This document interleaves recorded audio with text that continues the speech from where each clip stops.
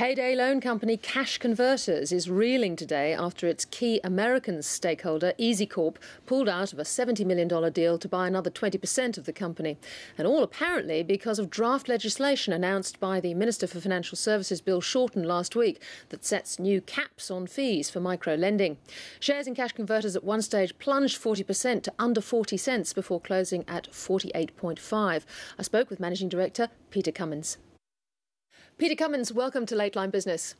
Thank you. Now, obviously, EasyCorp thought that this draft legislation was going to impact growth at Cash Converters considerably. Just how much do you believe it could impact your bottom line? Well, from our point of view, the cap on fees and charges that's being promoted would cover cost at best. It is a huge difference when I look at upfront fees capped at 10% for small loans under 2 years, and then a cap of 2% a month, which is an annualised rate of 25%. This is the legislation. And I understand you charge a flat fee of 35% for a 30-day cash advance. Now, that could be annualised at 425%. That's a massive difference, isn't it? Look, APRs are not a relevant measure for short-term loans. It's a bit like quoting the gold price when you're buying silver. There's no relationship between an annual rate and a 30-day loan. You're saying that because it is uneconomic to offer short-term loans for any length of time. Is that right?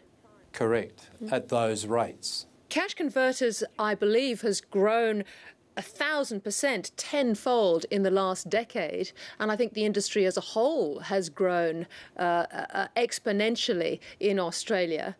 Do you still, though, believe that these sorts of cutbacks will cripple your business? It won't cripple our business because I want to make the point quite clear that being an international business, one option for us to redirect our capital into a market which is business friendly. I think you've suggested that one place you might focus your business on is the UK, where they don't have such draconian legislation from your point of view. Have you put this to Bill Shorten, and what is his response? He's not particularly interested. He's made it very clear in this draft legislation that he intends to wipe out the micro-lending industry. And it's very disappointing when, during 2 years of negotiation with Treasury and the government, we were led to believe that he had no intention to do that. That's the reason that EasyCorp withdrew from their transaction, because we led them to believe the same thing.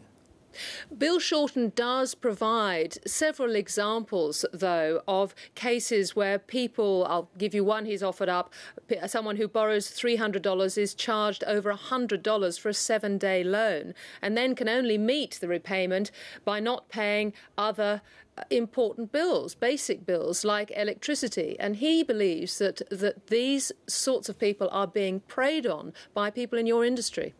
Well, that's rubbish. This is typical where you take the worst example and promulgate that as being the practice in hundreds and hundreds of thousands of transactions. We're demonstrating through our no-cap program with our customers that that's not what they believe at all. In 2 days, we've had 15,000 people contact us and had their photograph taken, participate in an online petition to say, Mr. Shorten, leave my credit alone. It's my choice. Critics, again, would argue that many of these people are vulnerable. They're just desperate for cash up front, and they don't actually understand how much it is going to cost them over time, particularly with websites like yours, where you actually have to apply online before you even see what the fees are. Again, that's absolute rubbish. We undergo the same disclosure regime for a $300 loan as you would if you were borrowing $100,000 from NAB. Now, we had somewhere close to 500,000 transactions in the last financial year, and we had 11 customer complaints with COSL. 7 of those were on behalf of consumer advocates testing our contract validity for customers. So we had 4 real complaints. It doesn't add up that what you're saying is the reality. But there's no need and no point in capping rates at a level that's not commercial. It's just prohibition by another name. Peter Cummins, we'll see what happens when that draft bill winds its way through and eventually becomes law. Thank you very much for joining us today. Thank you.